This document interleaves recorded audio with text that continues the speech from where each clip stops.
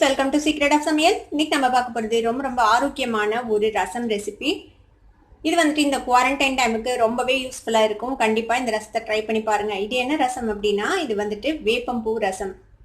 சரி வாங்க, இப்போ இந்த சிம்பிளான ஆரோக்கியமான வேப்பம்பூ ரசம் எப்படி செய்யலாம் அப்படின்னு நம்ம பார்க்கலாம். இங்கே பாருங்கள், இதுதான் வந்துட்டு வேப்பம்பூ. நான் காய வச்சு எடுத்து வச்சுருக்கேன். இது வந்து போன வருஷம் காய வச்சது, அதனால டார்க் ஆயிடுச்சு, கலர் வந்து ப்ரௌன் கலர் ஆயிடுச்சு. ஃப்ரெஷ்ஷாக இருந்துச்சுன்னா கொஞ்சம் வெள்ளையாகவே இருக்கும் காய வச்சு எடுத்தோம்னாலும். வேப்ப மரத்தில் வந்துட்டு பூ எந்த சீசனில் இருக்கும்னா, மார்ச்லேருந்து ஏப்ரல் அந்த டைமில் நிறைய பூக்கும். அந்த டைமில் நீங்கள் அந்த பூவை பறித்து அந்த பூவை மட்டும் தனியாக எடுத்து நீங்கள் நிழல்லையே நல்லா உலர்த்தி எடுத்து வச்சுக்கலாம். அது வந்துட்டு நீங்கள் வருஷம் முழுக்க யூஸ் பண்ணலாம். ரொம்பவே நல்லது. வயிற்றுல இருக்கிற பூச்சிகளை எல்லாம் வந்துட்டு அழிக்கக்கூடிய தன்மை இருக்குது வேப்பம்பூக்கு. கொரோனா டைம்ல இந்த மாதிரி ஐட்டம்ஸ் வந்து கண்டிப்பா நம்ம செஞ்சு சாப்பிடலாம். ரொம்பவே நல்லது உடம்புக்கு. இப்போ ஒரு நெல்லிக்காய் அளவுக்கு புளியை வந்துட்டு நல்லா தண்ணி விட்டு இந்த மாதிரி கரைச்சி வச்சிருக்கேன். இப்போ இது கூட நம்ம தேவையான அளவுக்கு தண்ணி விட்டுக்கலாம். நல்லா ஒரு கப் அளவுக்கு தண்ணி சேர்த்துக்கோங்க. இப்போ ரசத்துக்கு தேவையான அளவுக்கு உப்பு சேர்த்துக்கலாம்.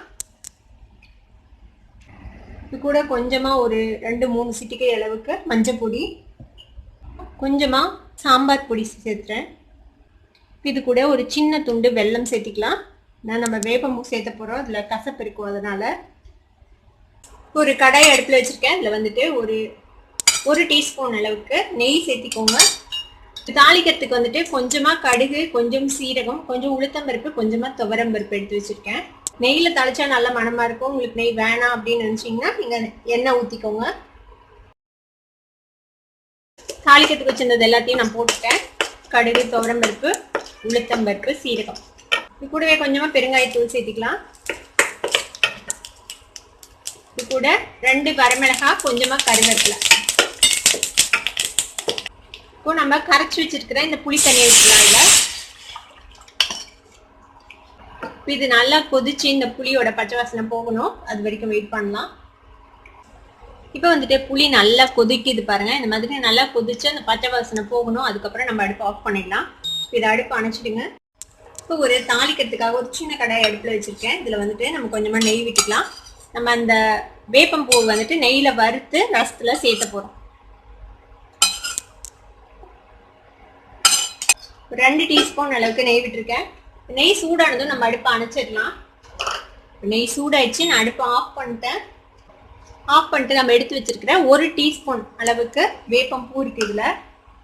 சாரி, 1 டேபிள் ஸ்பூன் அளவுக்கு வேப்பம்பூ. சீக்கிரமாக கரிஞ்சு போயிடும், அதனால வேகமாக வறுத்து நல்லா இந்த மாதிரி பொரியணும் வேப்பம்பூ. நம்ம ரெடி பண்ணி வச்சுருக்கோம்ல ரசம், அதில் வந்துட்டு சேர்த்திடலாம்.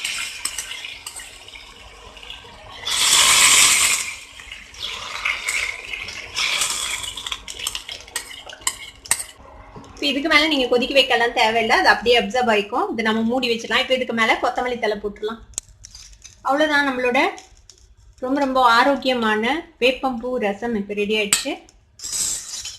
நம்மளோட ஆரோக்கியமான வேப்பம்பூ ரசம் இப்போ ரெடி ஆயிடுச்சு. இதை நீங்களும் ட்ரை பண்ணி பாருங்க. ட்ரை பண்ணி பார்த்துட்டு எப்படி இருந்தது அப்படின்னு கமெண்ட்ஸில் ஃபீட்பேக் கொடுங்க. இந்த வீடியோ உங்களுக்கு பிடிச்சிருந்ததுன்னா சப்ஸ்கிரைப் பண்ணுங்க, பக்கத்தில் இருக்கிற பெல் ஐக்கானை கிளிக் பண்ணுங்க. அப்போ தான் நோட்டிஃபிகேஷன்ஸ் உடனே உங்களுக்கு வந்து சேரும். லைக் பண்ணுங்க, ஷேர் பண்ணுங்க. தேங்க்யூ ஃபார் வாட்சிங் வீடியோ வியூவர்ஸ். Bye bye.